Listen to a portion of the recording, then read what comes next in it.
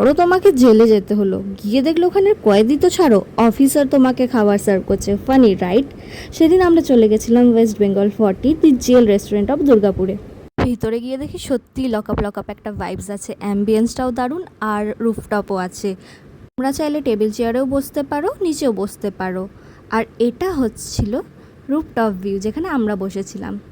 তারপর অর্ডার দেওয়ার সময় ওরাই আমাদেরকে একটা দারুণ স্টার্টার আইটেম সাজেস্ট করলো, সেটা ছিল চিকেন বাঞ্জারা কাবাব। আর এটা সত্যি চিকেনটা এত সফট আর জুসি ছিল, তার সাথে এই চাটনিটার সাথে ডিপ করে খেতে তো দারুণ লাগছিল। মাঝখানে একবার বৃষ্টি নেমে গেছিলো অল্প করে, আমরা উপর থেকে নিচে শিফট হয়ে গেছিলাম। আর মেন কোর্সে আমরা নিয়েছিলাম ভেজ পোলাও আর মাশরুম মশালা। আর এই সব কটা খাবার আমরা 10 মিনিটেই পেয়ে গেছিলাম, খুবই ফাস্ট সার্ভিস। আর ওদের স্টাফদের বিহেভিয়ার বলতে বসলে তো ভিডিওটাও ছোটো পড়ে যাবে, তাই তোমরা গিয়ে এক্সপিরিয়েন্স করো। আর সিরিয়াসলি বলছি, যে মাশরুম মশালাটা আমরা নিয়েছিলাম এটা তো দারুণ ছিল। আমি সিরিয়াসলি কোথাও এত ভালো মাশরুম খাইনি।